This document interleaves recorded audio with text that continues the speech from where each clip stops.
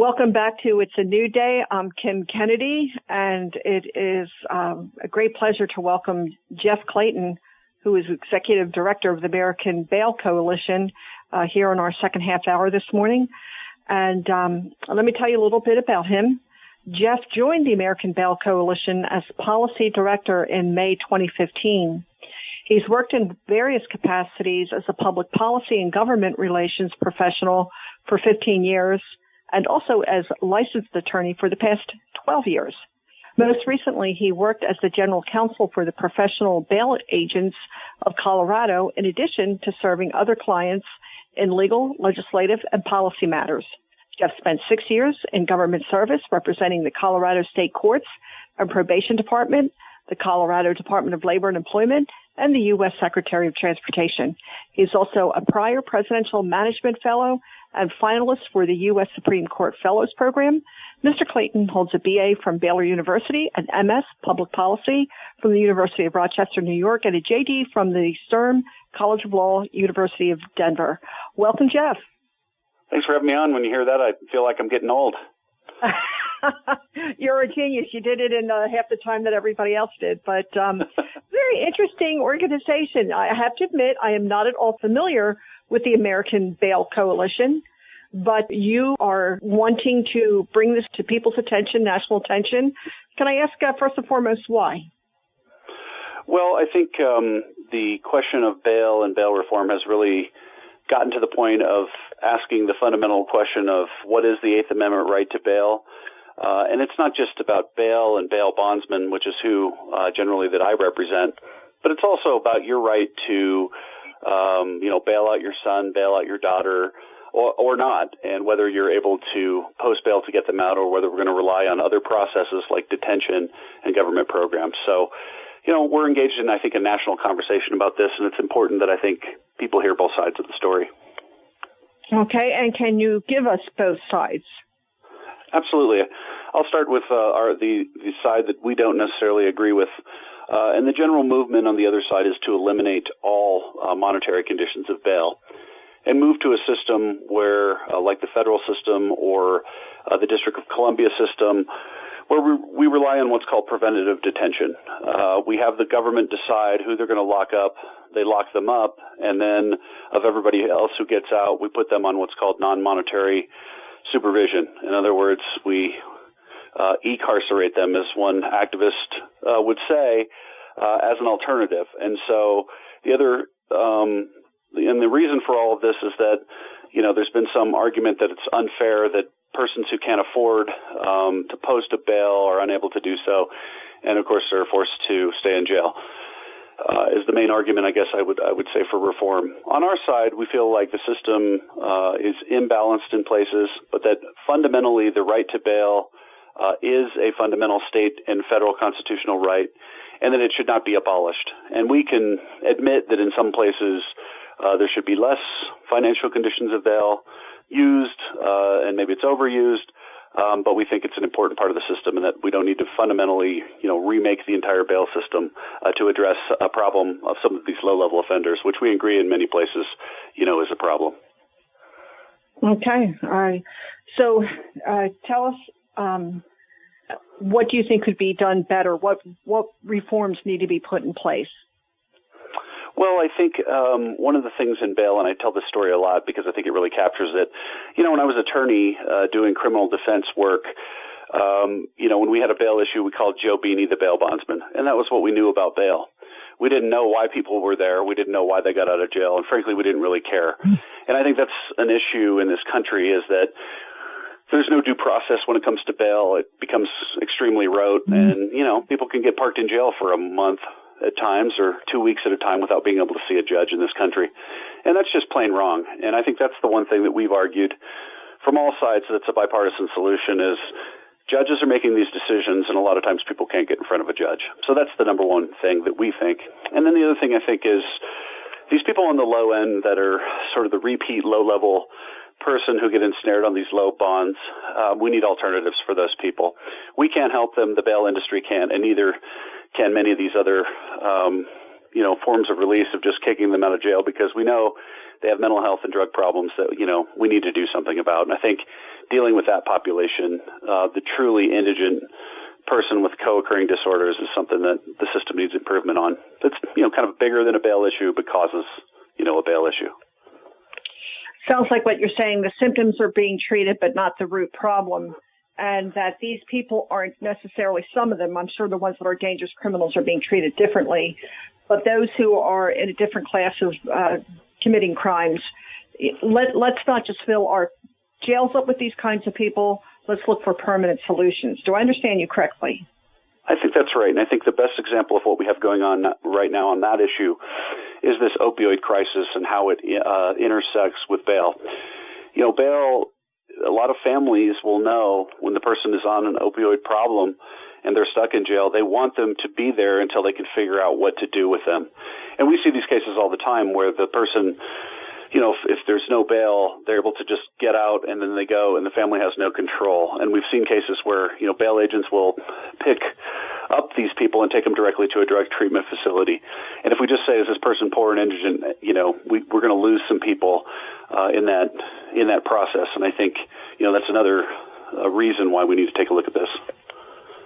I agree. And I'd really like to hear your opinion, Jeff, because as you're talking, I'm thinking to myself, this, to me, is a clear example of why big government doesn't work, and a clear example when it's practiced where local communities, individuals, people's organizations get involved in a problem are much better at solving it. I know of, for instance, my own church has a counseling program, and if they could be pulled in to work with the local jail, to create some kind of program. And other agencies out there, I know of several, and because not just one can help. What are your thoughts on that idea? Yeah, I think that's good. And we've seen these charitable bail funds, but that's just kind of an offshoot of what you're saying, which is that local communities can and should handle this problem. And a lot of times they do. We've seen, regardless of what side of the aisle you're on, we've seen unions that have funds for their members to make sure that they can get back to work.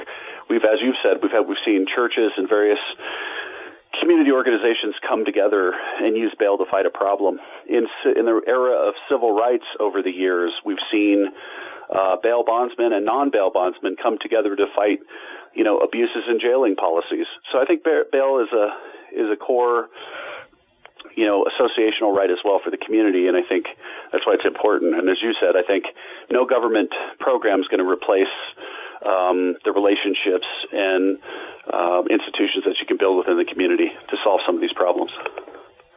Can you tell us a little bit about what you have described as the Laura and John Arnold Foundation risk assessment algorithm, what that is, and why there's some pushback against that?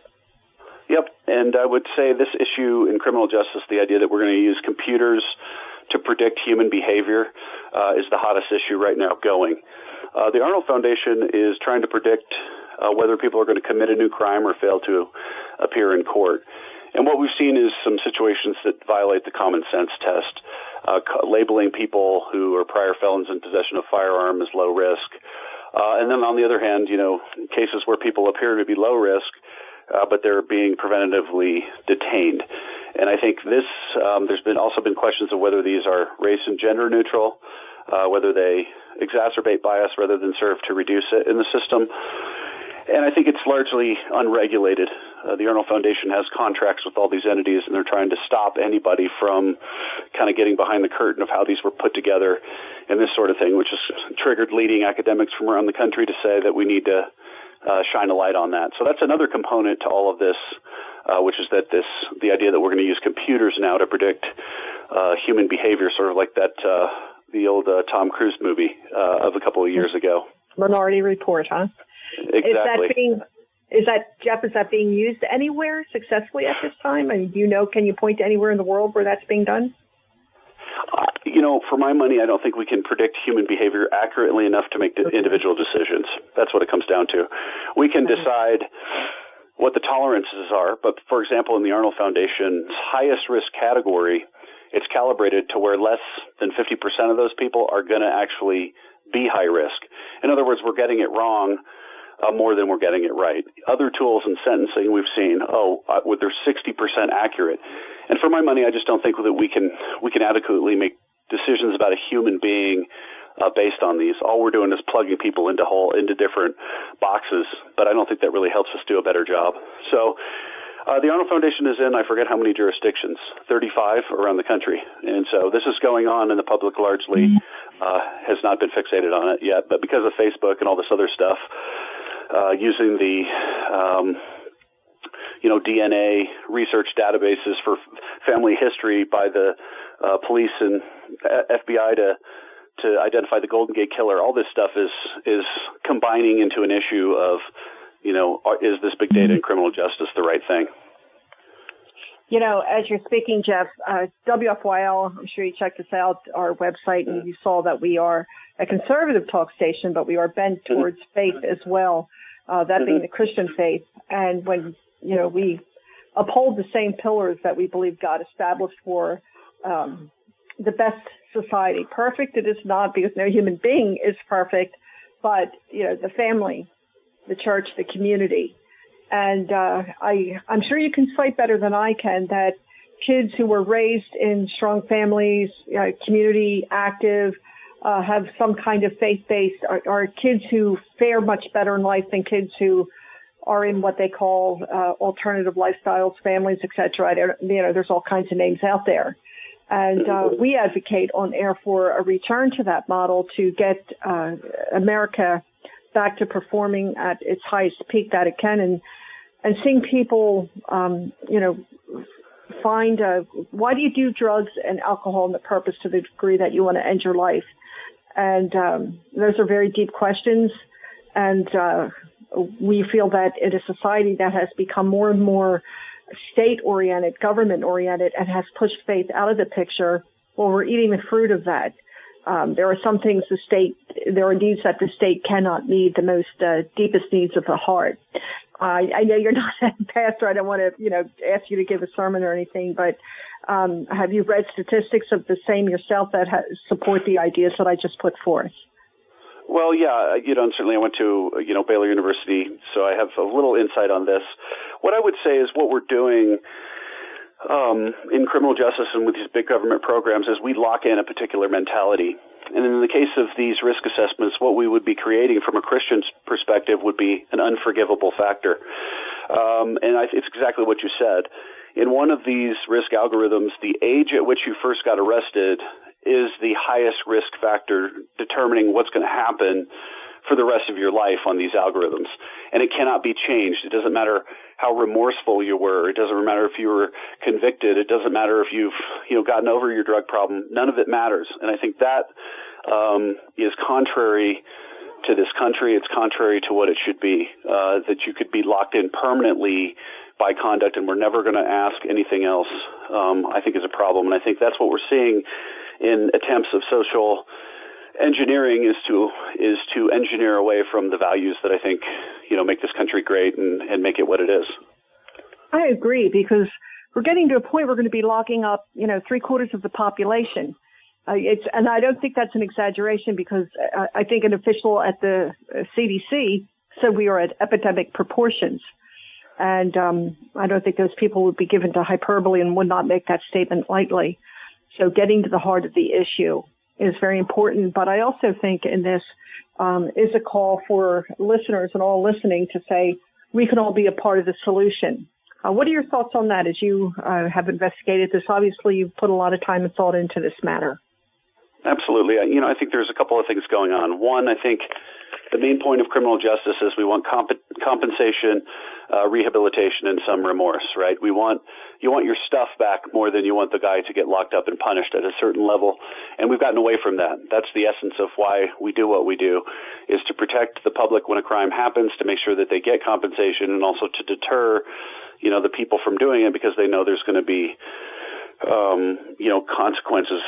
consequences for doing that. So the other thing is a lack of civil justice to resolve some of these, right? We've over-criminalized these low-level things where we ensnare people in all these different consequences, and then we cry to ourselves that we're putting poor people through a system that's over-incarcerating them, blah, blah, blah, blah, blah, for failure to pay things like traffic fines. So we've lost the balance, I think. We've tipped it toward over-criminalization and then thinking, oh, we'll just call these people who commit these low-level crimes criminals, and that'll solve the problem. And yet at the same time, we don't want to hold them accountable because we feel sorry for them because we're poor. So I think there's a better balance that we can strike in terms of making sure that we focus on the fundamentals, which is protecting victims of crime first as the number one thing that we do in public safety. Great point, because you're talking about on the other side of the coin, there are those who do commit violent crimes. We see this with the illegal situation where there's serious questions about the type of people that are coming into the country. And there's a lot of non-information out there about that. And they're released under the new bail reform laws. I think California is kind of crazy about that. There's concern for public safety. Do you see anything, any reforms there happening? Anything good coming of that, since unfortunately some of these well-publicized murders across the country have happened? Yeah, I'm not sure how much bail either exaggerates or heightens that problem. Obviously, sort of catch and release policies will magnify any impact you have of these offenders continuing to commit crimes. And I think the best example are misdemeanor crimes, and the best example is really DUI. If you don't want to get a DUI in this country, you don't have to. You just move around. You can move from state to state, and no nationwide warrant's going to go out for you as long as it's a misdemeanor DUI. And I think that folks that are illegally in this country can exploit that loophole like anybody who is legally here, although obviously people who are legally here are generally less transient than people who are legally here. So I think that creates a certain loophole at the misdemeanor and the repeat crime level, just because the federal government doesn't have the resources to chase these people across state lines, and state governments don't have the resources to chase these people across state lines. And without bail and bail bondsmen chasing them across state lines, I can tell you in my experience, nobody's going to chase them across state lines. And that's a major loophole that they can exploit. It sure is, because I know there's just too many situations where, a young man was killed and he was a legal resident, a citizen. This man had 19 DUIs, and it's how was he out driving? He was an accident waiting to happen. It took a life. I can't help but think in that situation, the people who let him out of jail are as culpable as the person who actually killed him. Absolutely, and we're not in the DUI world really focusing on the population we need to focus on, and it's those guys that are just going to continue. They're not going to realize they have an alcohol problem on the first or second one and do something about it. They're just going to thumb their nose at the system, and we're going to let them get away with it. Maybe we need a federal DUI, law for that reason. Okay. What are the most pressing reforms that are needed in the bail program from your point of view? Well, obviously, I think this idea that we could do something about the folks at the low end, the repeat ones, as I've said, and as I said before, I think the answer to that is more mental health and substance abuse diversion programs. We've advocated for that because these are repeat customers. Let's just put it that way, and they're not repeat customers of the bail bondsman because they're at the lowest level where the bail bondsman knows they're not going to do anything. They know it's going to be a really difficult case to chase these guys around on these low dollars, and that it just doesn't make sense, and that we need other alternatives for them. So that's one thing. We've talked about the idea that perhaps some states should look at an expansion of denial without bail in some of these cases. Some states, don't have preventative detention for certain sex offenses, high-level sex offenses, and other serious offenses that I think, is something we should look at. And I think, frankly, I would argue that taking a look at the computerization of the system in bail and the rest of it is probably something that, while I don't have a solution, is something that we ought to be talking about. And that goes for all other areas of the criminal justice where we're using these, from policing to parole to child dependency and neglect to probation and all this sort of stuff. Sounds like would help agencies not only within a state but across the country communicate much more quickly and efficiently. Yeah, that's certainly an issue, and also the warrants. I mean, as I mentioned, this holes in the idea that you can commit a misdemeanor and go to another state, and there's no warrant in that other state for which they're able to hold you, and that's something that is a federal issue, but also a state resource issue because the states don't have the money to hold these people accountable, and so literally that's how they just move from state to state, and I think that's an issue that the federal government should look at. Well, this is an issue that needs to be addressed. And I'm glad that you brought it to our attention because I had not really given much thought before. Listeners, I would encourage you to stay in touch with this issue. You can do that at AmericanBailCoalition.com. And we're going to ask Jeff to keep us informed when there are important updates that you think, Jeff, that our listeners would need to know about. Absolutely. It'd be my pleasure. Okay. Thank you for visiting with us today. Besides AmericanBailCoalition.com, do you have a Facebook page that people can like and check out as well? Absolutely. Go check us out on Facebook, American Bail Coalition. Okay. We've been visiting today with Jeff Clayton with American Bail Coalition. Once again, that is AmericanBailCoalition.com. Jeff, thank you for the update. Thank you. Have a good day. And you as well.